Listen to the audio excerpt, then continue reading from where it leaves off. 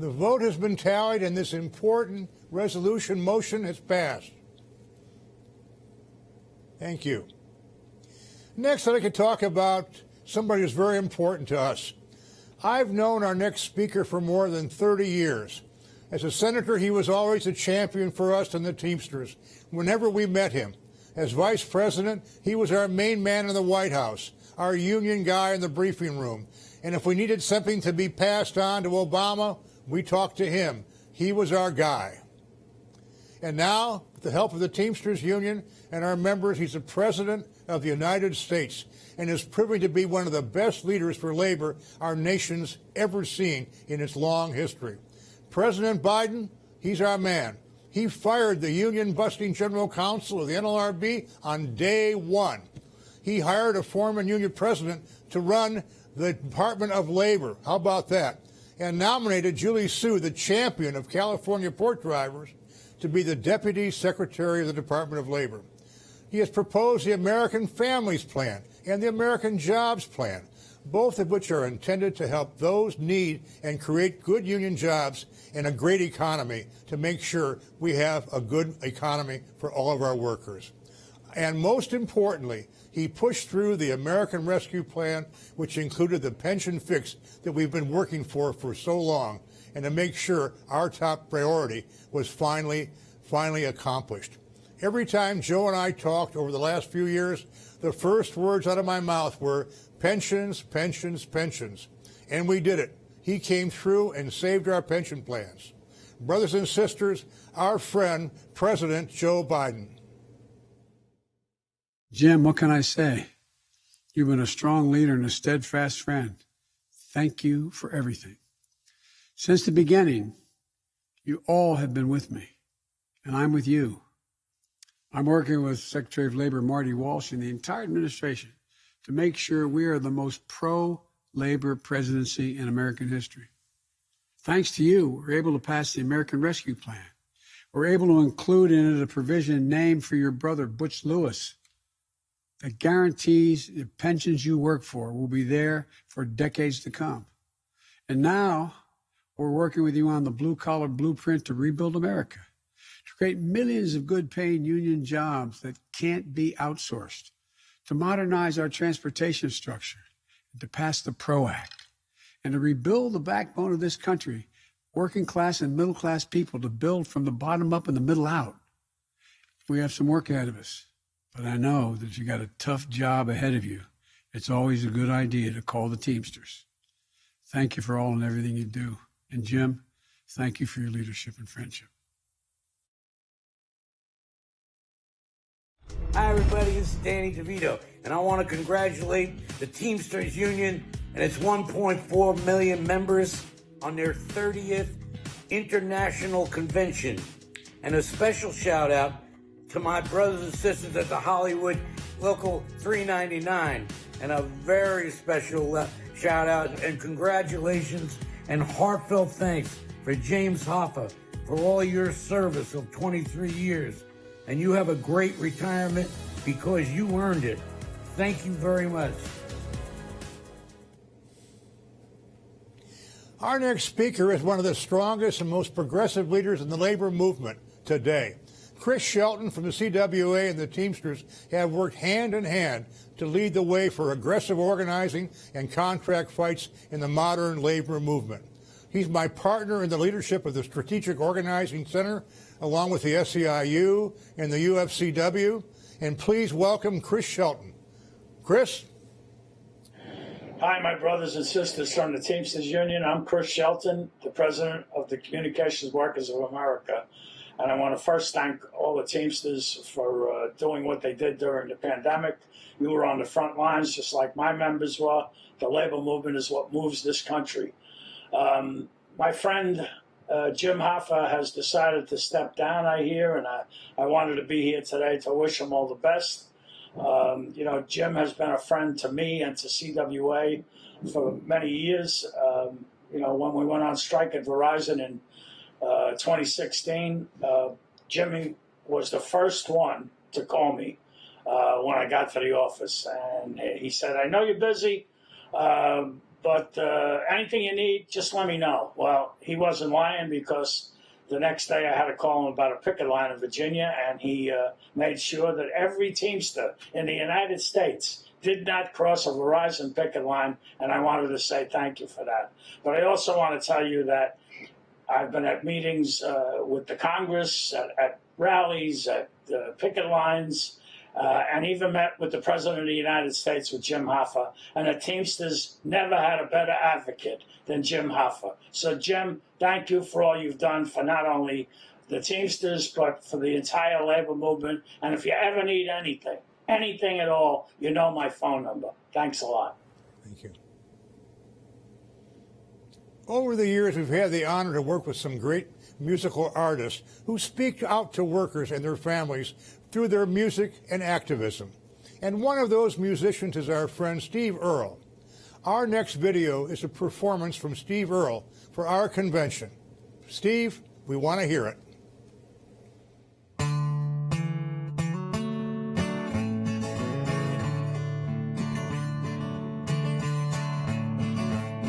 My dad was a miner.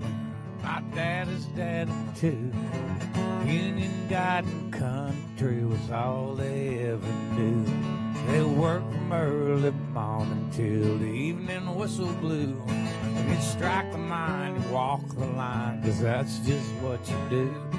You're born in West Virginia, a miner through and through. Union Garden Country was all you ever knew. It was Union Garden Country, West Virginia, golden blue. Union Garden Country was all you ever knew.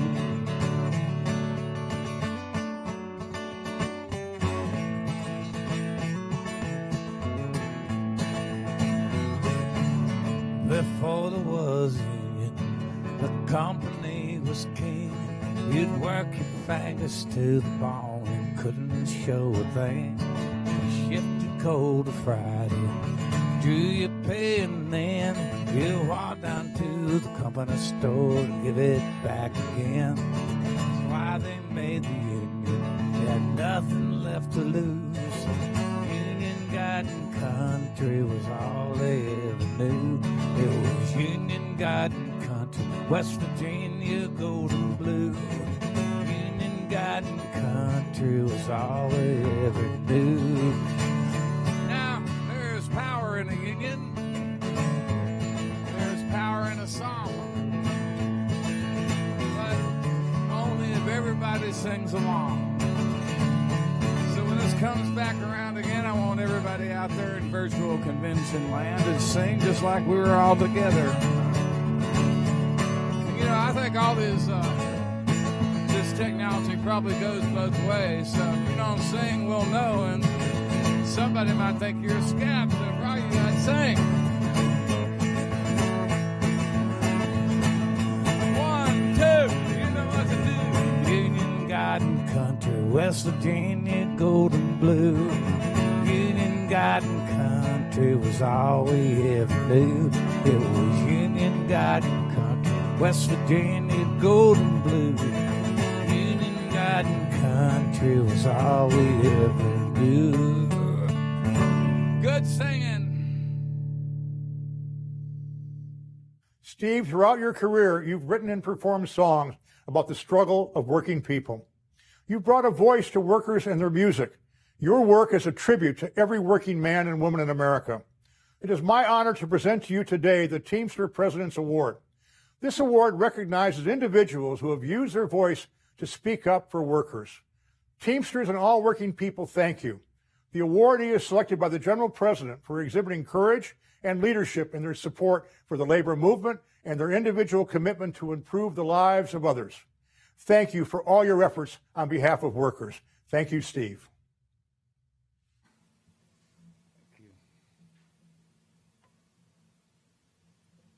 Thank you so much. I grew up in a right to starve state, but I always believed that unions were a fundamental component of democracy, and this is an honor. This I also not this. I guess this is the last award of this type that President Hoffa will award, and because he's retiring, I want to congratulate him on that.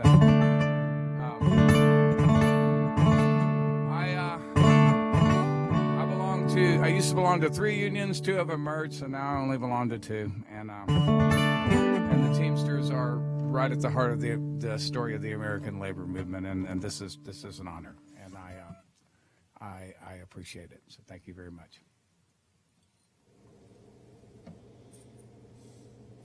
Our friends at Teamsters Canada are organizing, growing, and negotiating strong contracts and exerting political influence across all provinces.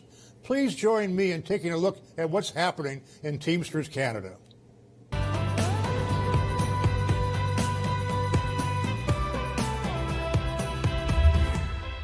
We have achieved great things over the past 5 years.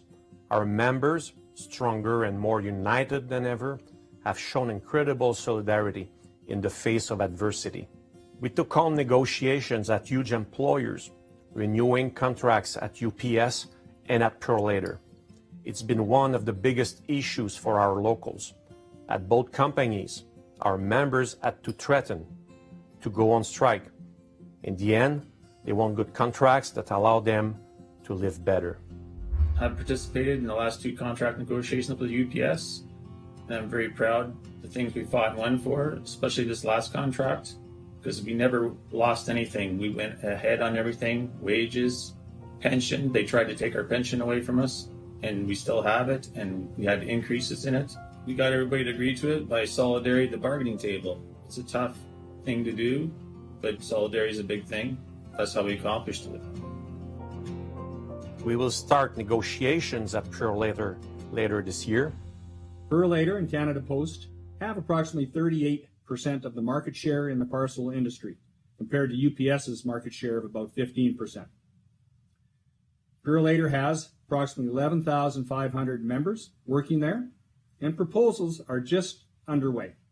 So now the local unions are all taking proposals at different locations across the country, and we will correlate those proposals in July with the start date for negotiations in September.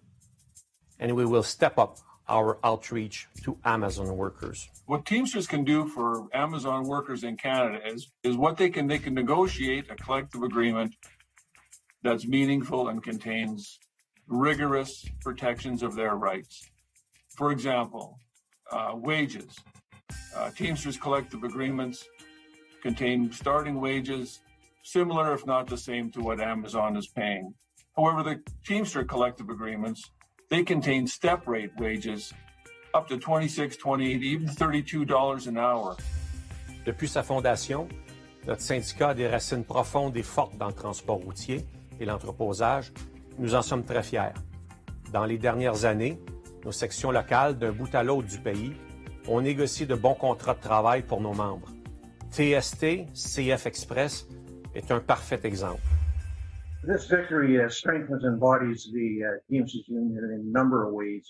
First of all, it gives us a bigger entity inside the industry itself. We've been working very hard as a local to regain our strength in freight. We've negotiated and certified a number of companies, this being one of them. Now, TST Express was formerly called Canadian Freightways, which was a subsidiary of Consolidated Freightways. We were a survivor, and it's done nothing but strengthen our ability to represent members throughout the freight industry.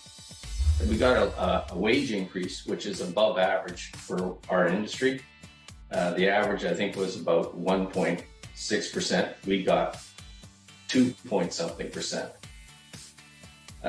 We got a way better. They changed a lot of the language in our contract so that we don't have to phone in sick. We have actually personal days that we can take. So if let's say your child is graduating and you want to go to the ceremonies, you can book off and go. It was the best thing that ever happened to me. You know, my family's security is much better. You know, I was able to, well, let's put it this way. I've bought and sold 3 brand new homes because I make a better living. I've secured my family's future because of the Teamsters. I wouldn't have it any other way. History, Teamster history, will be able to demonstrate how our brothers and sisters, whether they be truck drivers, warehouse workers, manufacturing workers, whatever the profession may be, have had the ability to obtain much better working conditions, much safer working conditions, higher rates of pay, dignity, justice, equality, and a voice on the job, all through a Teamster contract. And I have no doubt that going forward into the future, this will be maintained by the Teamsters. The contract, the Teamsters and Metro brought the junior and senior employees a common goal to be together and to work together. The Teamsters are solidarity through the process enhance our quality of life. As a Teamster, this was a victory for the middle class people on top of that. So it's a cheer for us. Ben, on est allé chercher des belles augmentations de salaire pour nos travailleurs. Après ça, l'indexation sur les forfaits pour nos gars de route. Puis on est allé chercher aussi une belle augmentation de la part de l'employeur pour les fonds de pension. Nous avons négocié l'une des accréditations du groupe Robert Transport qui représente environ 300 membres. Cette négo nous a permis d'atteindre des conditions de travail parmi les meilleures sur le marché, dont entre autres des augmentations de salaire pouvant atteindre en moyenne jusqu'à 17,5% sur 3 ans. J'ai obtenu un contrat de travail pour les employés de Transport Madeleine, un contrat historique dans le transport général, soit des augmentations au taux horaire de 20,5%. J'ai aussi maintenu et augmenté un fonds de pension à prestations déterminées, également une assurance collective payée 70% par l'employeur Midland Transport, plus beaucoup d'autres articles monétaires, exemple 15 congés statutaires, etc. Grâce au local 106 des Teamsters, nous avons obtenu un très gros contrat de travail se terminant le 31 décembre 2024. Tous mes collègues sont très contents. Je voudrais remercier Teamster et notre agent syndical Alain Michaud de nous avoir supportés et aidés tout le long de cette pandémie de la COVID-19. Our most high-profile battle was at CN when over 3,000 Teamsters went on a nationwide strike. We got CN to stop some of its dangerous practices, and we made Canada's rail system safer for all. 2019, after months and months of strenuous negotiations, with a 98% strike mandate, Teamsters Canada Rail Conference, CTY, went on strike at midnight on the 19th of November 2019, partially to protect our membership from the company's demands, which have gutted our collective agreement and eliminated many of the work jurisdiction rules which would have resulted in permanent layoffs. The experience of going on strike was very different this time than any other time. I've been a railroader for 35 years, so I've been involved in other strikes. This, we had consistent messaging. We had a bond of unity right across Canada from coast to coast. We had support from our national Teamsters Canada, and that was integral to us achieving what we did during our strike. We were striking for our safety and for the safety of the general public. So yes, the Canadian public is far safer because of what we achieved as Teamsters Canada. Workers in Canada, it's very important for us to stop the race to the bottom, the chipping away at our rights as employees, at finances, at quality of life issues at work. It is so important for Teamsters and unionized employees to stick together, to be united. And in that way, we will stop the race to the bottom. The strike resulted in victories on several fronts. Extensive lobbying of the Canadian federal government by the Teamsters to resist the call for back-to-work legislation resulted in pressuring CN to finally bargain in good faith. A written commitment by CN to allow our members to take a rest break if required when riding cars with no fear of reprisal. Another written commitment by CN not to invoke the work now, grieve later principle, to violate the agreed to hours of work clauses in our collective agreements when our members state they are too tired to continue safely. Substantial gains with no concessions.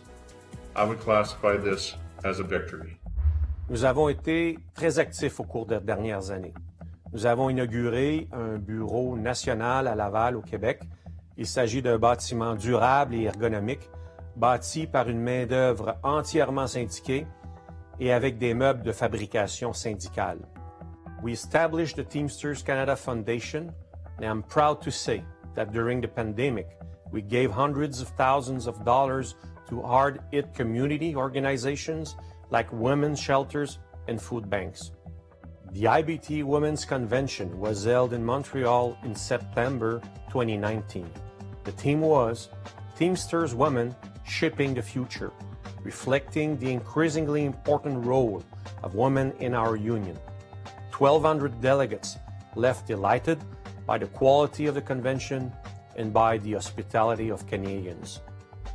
The special thing about the IBT's Women's Conference is the feeling of solidarity when Canadian and American women become one in a forum where they feel they can have a voice.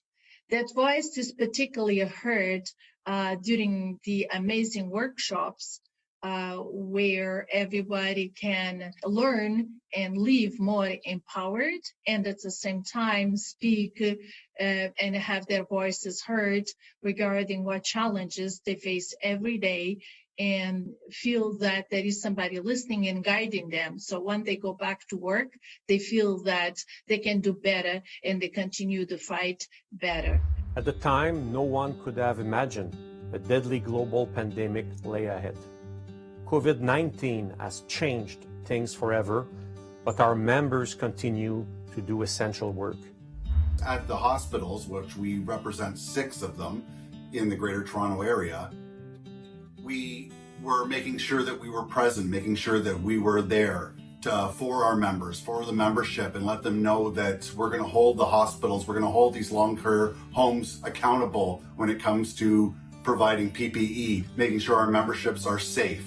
And at the end of the day, we all stepped up together and we're continuing to fight this pandemic.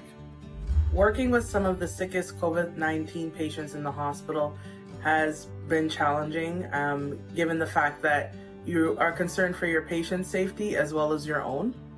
A lot of the staff in the beginning of the pandemic were very concerned, given the fact that we didn't know what was happening with PPE at the time. We didn't know how this disease was being transmitted, and having patients come in at a rapid pace made it very disheartening sometimes to come into work, fearful to come into work. However, given the support that we've gotten from our union ensuring that we would get our supplies when needed, especially when a variety of complaints came in, made it more reassuring to know that you would be safe coming into work. The work that we do as healthcare workers and essential workers embodies the value of the union, because at the primary of it, we're looking out for one another. We're looking out for your fellow man, your fellow woman. You're helping somebody along the way who might be having some difficulties. So whether it is directing a patient who's lost in the building, trying to reassure somebody who's now not able to come in to spend time with their family because of the COVID restrictions, explaining to patients the reasons why they need to use PPE in order to keep themselves safe, as well as the staff safe, to ensure that everybody's okay and that we get through this. It felt really great to be part of the team at UPS with the Teamsters delivering the vaccine. And now people are getting vaccinated, and it comes every Tuesday at UPS in Calgary. So I'm always excited to hear about it. You know, the drivers that do deliver it now has become more commonplace. You know, it's like another delivery, but in the beginning it was excited. Everybody was excited, but then everybody has a job to do, so we just do it. We deliver it first thing in the morning. It's like the first delivery we do, and it's very important, and I hope everybody gets vaccinated. The pandemic has affected our jobs, but some more than others. Workers in restaurants, sports entertainment, airport, hotel, film were hit hard. Some of these members are still out of work. Mais n'oublions pas tous les héros de nos hôpitaux, nos CHSLD et résidences privées. Ils ont combattu le virus sur les lignes de front de cette pandémie et ont pris soin des gens. On leur dit merci pour leur courage et leur dévouement. En fait, les travailleurs-travailleuses, les enjeux qui ont dû faire face, c'est le manque de préparation. Les établissements n'étaient pas prêts à vivre une pandémie, surtout dans nos CHSLD où on a eu plusieurs décès suite à cette pandémie-là dans la première vague. Les entreprises ont dû s'adapter. Par contre, le manque de main-d'œuvre qui était flagrant avant cette pandémie-là s'est accentué avec la pandémie. Il y a des gens qui étaient malades, donc retirés dans le milieu de travail, ce qui a causé en fait une pénurie de main-d'œuvre qu'on vit aujourd'hui encore. Puis, c'est le service aux résidents qui est négligé. Le plus difficile, c'est que déjà avant la pandémie, il y avait un manque de personnel, une pénurie de préposés, mais aussi de services auxiliaires. Et cette pénurie-là, disons qu'avec la pandémie, ça a bien été parce qu'on nous a envoyé du personnel. Mais dès que ceux-ci sont partis, je vous dirais que nous, la pénurie, elle a continué. Et ça fait que nos équipes sont à bout. Le fait qu'on ne pouvait pas nécessairement donner vraiment les bons soins qu'on voulait dû un petit peu au manque d'effectifs, parce qu'il y en a beaucoup qui, malheureusement, dû à des conditions de santé, étaient obligés d'arrêter de travailler dû à la pandémie. Women have been most affected by the pandemic. Nearly 100,000 women have completely left the labor force since the pandemic started. They work in industry which suffered the biggest job losses. Others had to take on childcare duties. Pour ce qui est de nos confrères en première ligne, les femmes racisées sont surreprésentées dans les emplois où les éclosions sont plus fréquentes. Par exemple, dans des usines de transformation d'aliments, les CHSLD et les épiceries. On sait tous qu'en plus, les femmes subissent une charge mentale supplémentaire puisqu'elles assument principalement les tâches parentales, y compris l'éducation à la maison, qui est directement liée à la fermeture d'écoles pendant la pandémie notamment. Thankfully, there is light at the end of the tunnel. As our members deliver vaccines and supplies, there is hope for quick recovery. Things will not completely go back to normal for a while, but one thing won't ever change. The Teamsters will be here for workers and their families, always. Félicitations, Teamsters. And now, brothers and sisters, it is my honor and privilege to introduce for the first time ever a Canadian Prime Minister at an international convention. One of Trudeau's government's first act in office was to repeal union-busting conservative legislation. Since then, they have carried out an economic policy to help the middle class and the working people. Justin Trudeau is a friend of the labor movement, and Justin Trudeau is also a friend of the Teamsters Union. Brothers and sisters, please welcome the Prime Minister of Canada, Justin Trudeau. Hello everyone, bonjour à tous, and welcome to the 30th International Brotherhood of Teamsters International Convention. It's wonderful to be here with you all as we look to the future. I want to thank the International Brotherhood of Teamsters for bringing us together today, and I want to thank François Laporte and James Hoffa for their commitment to workers' rights. James, your work will be missed, but I hope you have an excellent retirement. I also want to thank all the union members here today. I know that this has been a challenging year for Canadian workers and workers in all of our countries. And unions have played an important role in helping keep people safe, healthy, and supported during these challenging times. And as we look to the future and focus on building back better from the pandemic, your work will continue to be important, and so will the partnerships between governments, industry, and unions. Parce qu'on a tous un rôle à jouer pour protéger nos travailleurs, créer de nouveaux emplois et des occasions économiques pour les gens et faire croître la classe moyenne. And as Canadians continue to get vaccinated and we get closer to the end of the pandemic, we remain committed to working with unions and industry to create new jobs, grow the middle class, and make sure everyone has a chance to succeed. That means working with you to raise the federal minimum wage to $15 an hour, creating a program that will help businesses hire new employees, investing in clean energy and green innovation, establishing a Canada-wide early learning and childcare program to make life more affordable for families and to help women get back to the workforce, and continuing to work with our American partners to create growth and opportunity for people in both of our countries. These are real solutions to the real problems of today and of tomorrow, and they will help build a stronger and more resilient Canada that brings everyone along. Ensemble, on va créer un Canada meilleur et un avenir plus radieux. Merci. Next, we'll hear from AFL-CIO President Richard Trumka, our strong ally in the fight for good jobs for all workers. Take a look. Hello, I'm Rich Trumka, President of the AFL-CIO, and it's an honor to join the 1.4 million members of the International Brotherhood of Teamsters for your 30th convention. We know our labor movement is at its strongest when we come together, and we've done that. Together, we prevailed in an uphill campaign to stop right to work in Missouri. In 2019, we partnered to reform the evils of NAFTA and the USMCA, the first trade deal written by working people for working people. When our government ignored the pain caused by a hurricane in Puerto Rico, we came together and provided relief. And during this pandemic, we've joined forces again, providing food to our members and communities across America. For years, we've worked to deliver relief for multi-employer pensions, to uphold the promise of a secure retirement, a central tenet of the American dream. Because of the American Rescue Plan, millions of working people will finally retire with the dignity that we've earned. Brothers and sisters, the progress and promise of a united labor movement is absolutely limitless. Your General President, Jim Hoffa, believes in that idea. He's fought for it. He's dedicated his life to it. Brother Jim has dyed in the wool a trade unionist. He's someone you want in the trenches with you. Brother Jim, you're a friend to every working person, including myself. My time in the labor movement has been richer because of our friendship, your leadership, and our solidarity. So while I hope you enjoy your well-earned retirement, Jim, I know that you won't go too far. Congratulations on a job well done. And God bless the International Brotherhood of Teamsters. Have a great convention. Hi, this is Sigourney Weaver.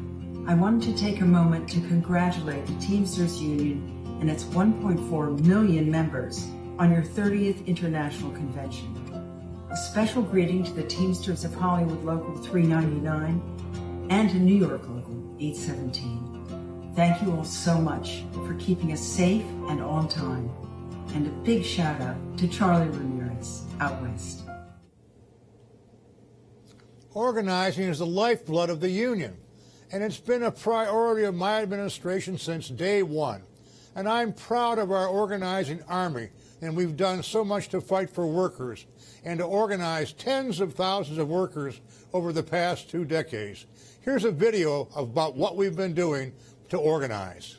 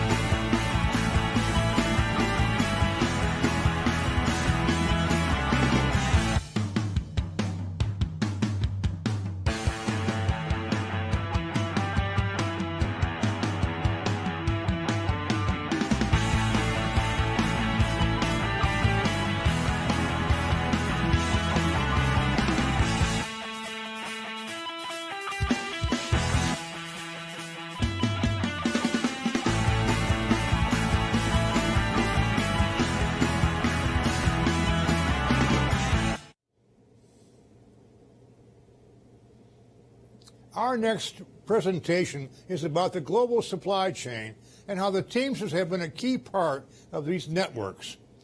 From the supply chain's first mile to the last union that is leveraging our expertise and the resources across the transportation syndrome.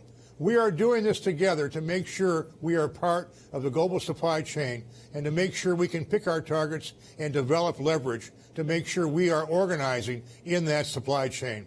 Because of this, our union's campaigns are more important than ever. Let's take a look at this presentation.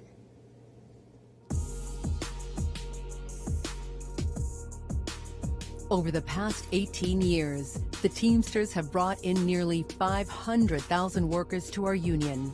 While other unions have lost membership, the Teamsters have gained members. By organizing in core industries, the Teamsters have built economic power and developed density in new and growing industries. A key focus of organizing core industries is the targeting of workers in the global supply chain.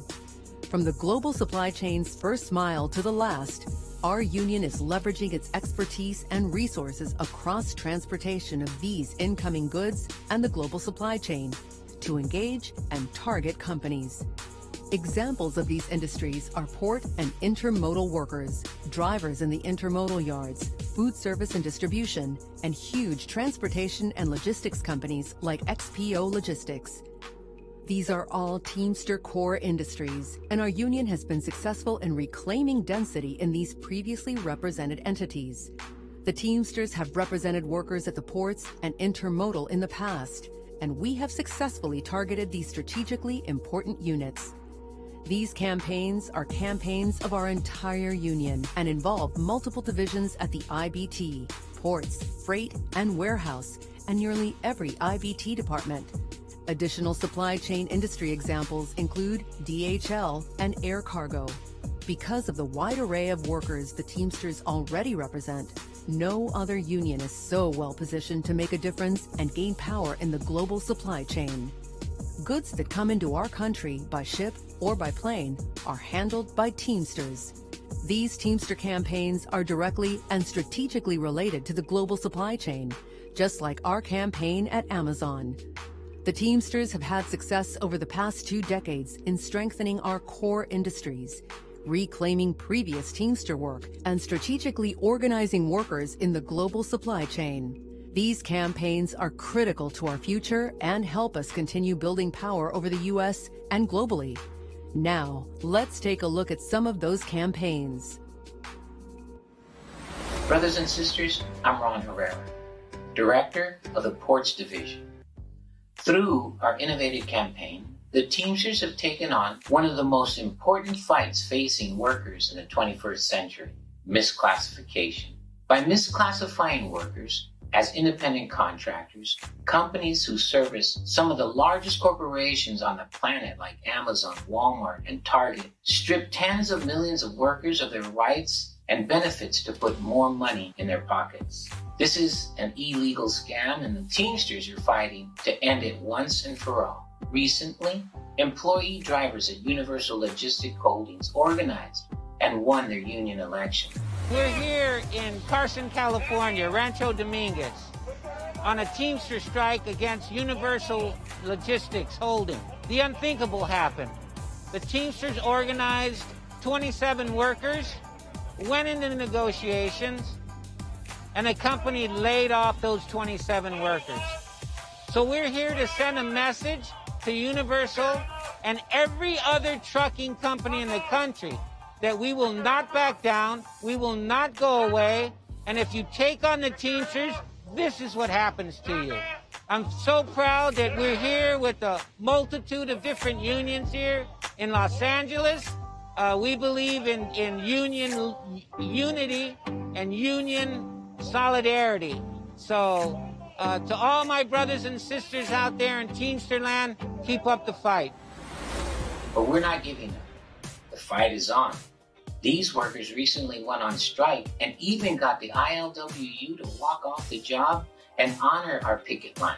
And together we shut down one of the largest terminals at the Port of Los Angeles. We are taking the fight to the workers and the halls of power. Through aggressive worker organizing and pro-worker legislation, we are empowering port drivers to fight for their rights to organize and provide a better future for their families. Long live the Teamsters. Hello, my name is Richard Tadji. I'm out here picketing with the Teamsters today as a response to Universal Intermodal terminating me unfairly and without notice. And so we're out here protesting and letting Universal know that what they did wasn't right. They let 28 drivers go without notice and through the mail after we voted successfully in the Teamsters Union. We were excited about getting a contract with them, but before we could accomplish that, they terminated us. And so we're working with our brothers today to let companies know that it's our right to vote in the Teamsters, and we're willing to come back to the table. We're willing to reinstate the union, get a contract with you, and go back to work. And that's what we wanted to do in the first place. We don't want to be out of work. We don't want to do this, but we will do what we have to do. So I'm grateful to be a Teamster, and I'm grateful to be out here. And Universal, we're talking to you. We want what's fair. We want what's right. My name is Justin Vaughn, and I'm a business agent with Teamsters Local 710. I worked in the intermodal industry for approximately 10 years with a company known as ITS in the Chicagoland area. I did everything from running a crane, operating a spotter. I was a groundman, a trainer, and for a brief time, I was a lead man. Intermodal is an incredibly strategic industry for the Teamsters to target. A strike in intermodal would have an enormous impact on the U.S. economy. You could potentially shut down the country. Everything you use on a daily basis comes through the rail. Everything from fuel to the cars that used it. Grocery stores would be bare, and UPS would not cross that picket line. With more than 1,500 workers organized over the past 5 years, the Teamsters are winning back members in an industry that used to be Teamsters. When we started organizing, I watched a group of scared and abused coworkers turn to brothers who became militant and refused to be bullied by a company that treated them like a number for years. We came together, we demanded better wages, respect, and most important, a voice in the workplace. We now stand proudly with all our brothers and sisters demanding the same respect for all workers who are afraid to take that first step. Thank you. Hi, my name is Christian Smith, and I was an intermodal worker for 3 years at ITS Chicago. I'm now an organizer with the International Brotherhood of Teamsters. Over the past 5 years, the Teamsters have organized more than 1,500 workers in the intermodal industry at Parsec and ITS. These are big wins. For example, workers in 2019 voted 117 to 25 to organize with Local 728 at Parsec in Georgia. Before that, workers at 3 locations at ITS in Illinois voted to join the Teamsters, and workers at 2 other Parsec facilities became Teamsters as well. We are raising job standards in an industry that used to be largely Teamster represented. I remember when my coworkers and I decided that it was time to make a change. We were dealing with long hours, low wages, and an ownership and management that had very little regard for worker safety. We ran a tight campaign, but we were able to ratify our contract 61-5, and we now have better wages and a brighter future. This is why we organize, and this is why we fight. God bless you, and thank you. Hi, my name is Angel Maldonado, and I'm a driver at Cisco Southeast Florida. I'm also a proud member of the Teamsters Local 769. My coworkers and I work hard every day delivering food and supplies to restaurants and businesses in South Florida. We are essential workers who stepped up during the pandemic and got the job done. Doing this job has taught me a lot. It's taught me how important truck drivers are to the whole nation itself. Without truck drivers, this country can't run. The fact that I'm part of that, keeping the country running during this pandemic when supplies are running low, it just taught me how important this job is. Not only to me, but how important people like me who do this job are to the country. I'm a lot more committed to the job now that I know how important it is. Get together, form a union. The more people you got that stick together, the stronger you are, and just go out there and form a union so that you can be treated well and get the wages you need and the benefits you need. Because if they play that game of every man's for themselves, it's not going to work that way. You have to stick together and stay strong. Get what you deserve out there. Fight for what you deserve. Hi, my name is Josh Zivelich, and I'm president of Local 769 in Miami, Florida. When we talk about the global supply chain, we have to include the large food service companies like Cisco and U.S. Foods. Cisco alone has more than 600,000 customers, and the company operates about 330 distribution facilities worldwide, providing service to over 90 countries. During the pandemic, our members at Cisco and U.S. Foods have kept the food service supply chain moving, and they have kept Americans fed. The Teamsters are the largest union representing food service workers in the United States, with more than 11,000 members at Cisco and more than 4,000 at U.S. Foods. Since 2016, more than 1,300 members at Cisco and more than 500 at U.S. Foods have organized despite the company's anti-union efforts. About 6 years ago, the Teamsters successfully blocked the merger between Cisco and U.S. Foods, which would have resulted in huge job losses through consolidation. At that time, our Local 769, did not represent any members at Cisco. We now represent hundreds of Cisco workers under 5 different Teamster collective bargaining agreements. Last year, for example, our members, drivers and warehousemen at one Cisco location ratified a first contract that included important protections for workers during the pandemic, as well as just cause language, layoff and recall rights for furloughed workers, and seniority and wage protections. The workers in the Miami area, as well as other areas of the country, are turning to the Teamsters because they know that having a Teamster contract provides real protections that are in writing. Workers are organizing despite the company's anti-worker, anti-union tactics. And while we should celebrate the workers' successes these past 5 years, we know there's much more work to do. But by building more density, we will have a better chance to continue our successful campaign. I know we'll succeed because we are Teamsters. Hello, my name is James E. Jones, president of Teamsters Local 667 in Memphis, Tennessee. XPO Logistics marks itself as a global leader in providing transport, logistics, and last-mile delivery services. Yet most people have never heard of the company. XPO provides these services to companies such as IKEA, Home Depot, Target, Verizon, Starbucks, Nike, and many others. When you talk about global supply chain, XPO is in the thick of it. XPO is also the poster child for astonishing corporate greed and for blatant mistreatment of its workers. This was all spelled out in a report released last fall by the International Coalition of Labor Groups, the XPO Global Union Family, composed of the ITF, the European Transport Workers Federation, and the Teamsters Union, along with a dozen other national unions.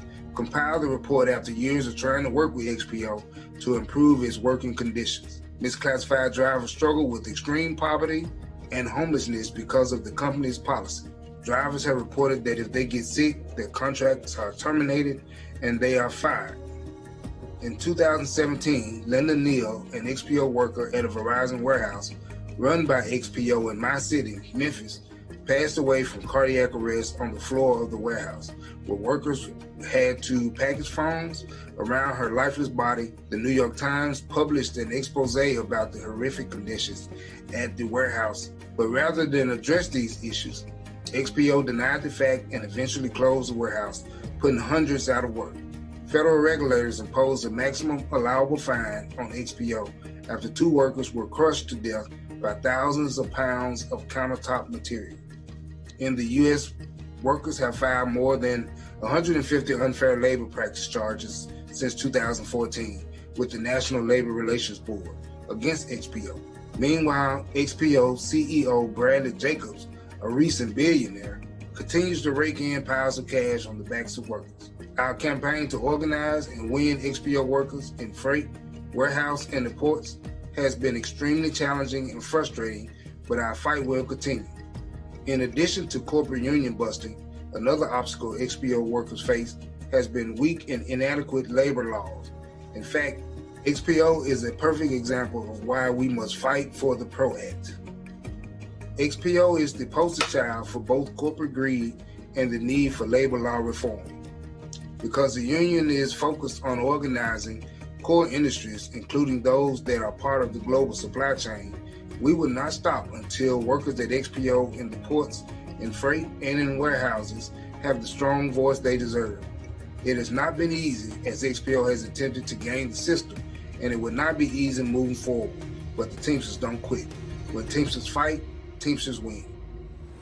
Hi, my name is Mike Zangrillo, and I am a driver for XPO Logistics in Miami, Florida. My comments today are related to a company that is a major player in the global supply chain. They operate in 30 countries and employ over 100,000 people in LTL, last mile, intermodal, drayage, and global forwarding services. They are the biggest company that nobody's ever heard of.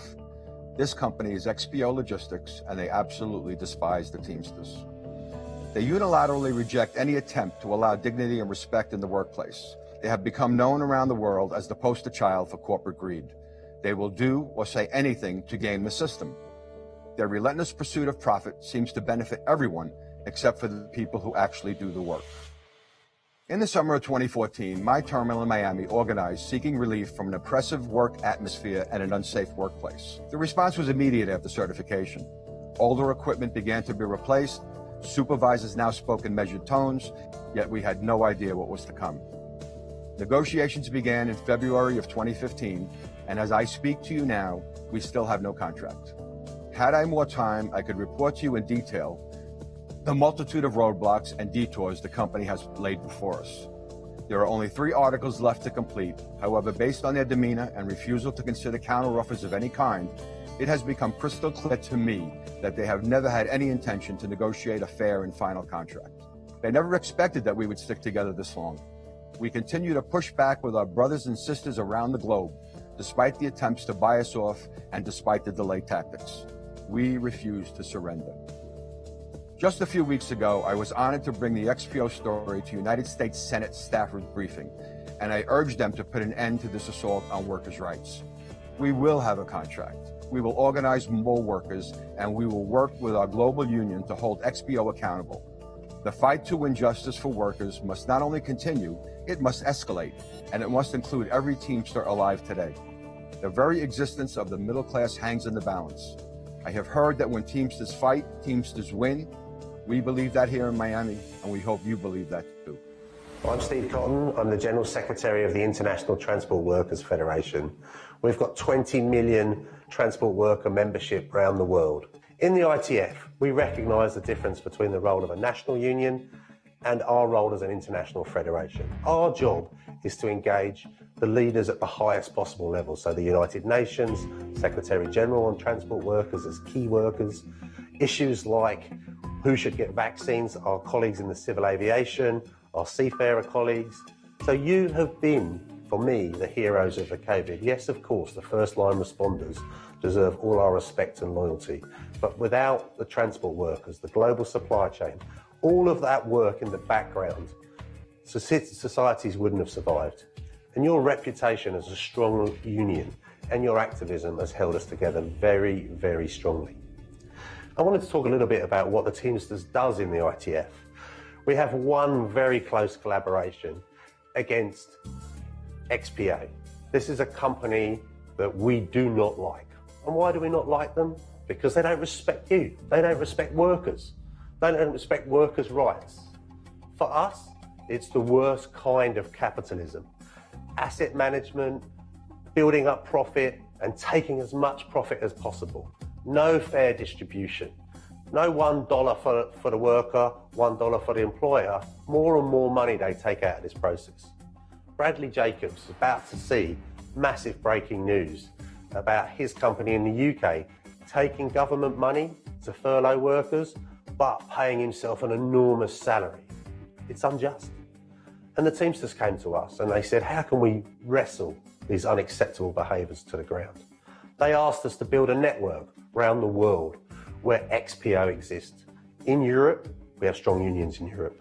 In North Africa, in Morocco and other places, they wanted Bradley Jacobs to know it didn't matter where he went and he took his brand of commercial profit making, he knew he would have to face ITF affiliates under the banner of the Teamsters. What did we do next? We took that argument to their clients. We told their clients that they're a scumbag operation. And us in the ITF, we have a very strong reputation. And when we're determined to do something, we deliver on it. And I'm very proud that the work of organising and building back stronger is a key motto of this conference. I'd like to talk a little bit beyond XPA, and the ITF has relationships with other multinationals, better multinationals than XPA. The work that you have with UPS, the numbers of members you have there, the organisation, the locals, the ability to defend your employment and improve the labour contracts is world-leading standards. But the ITF also has relationships with DHL, Unilever as a client, with also other companies like the Australian, Japanese conglomerate Toll, where we've been able to ensure that all workers come together in a network, They discuss their issues with the top leadership of these companies and are able to put the workers' rights and the workers' first workplace issues on the top of the table. This is what being part of the ITF is about. This is why Jim led his personal commitment to the ITF. He joined our Congress in 2014 in Singapore, and he brought a message of power. He brought the Teamsters and all of your membership to this global movement. I want to say a few personal things about Jim. I don't think there's a nicer man in the world. And for us in the ITF, the fact he became the chair of our road section and has led on campaigning and global supply chain challenges just shows his vision of leadership. He's had a long and successful leadership period in the Teamsters. And as a human being, the prime example is the success he's had for your pensions. This epitomises Jim Hoffa. He did not stop until he got President Biden to pass new legislation to make sure those pensions will succeed. So in closing, brothers and sisters, have a fantastic conference. It's been an incredibly difficult time, but I want to reassure all of you, each and every one of you, women, young workers, all of you, that the ITF is your global union federation.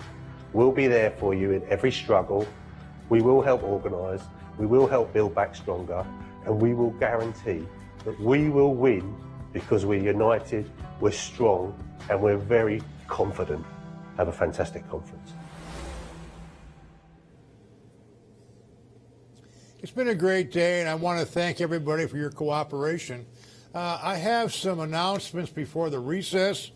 We're working on some technical difficulties. As you know, this is all live, and we're doing this type of a convention, and it's certainly new and innovative, and so far I think it's gone pretty well.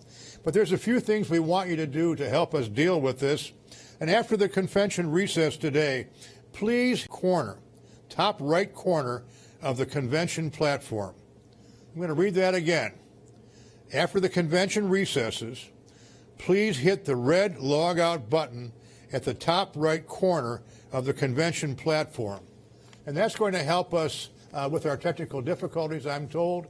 And then we can log in tomorrow, and I'm sure everything will be fine tomorrow. But until then, thank you for this great day, and we will stand recessed until noon tomorrow. Thank you, and see you then. Have a good evening.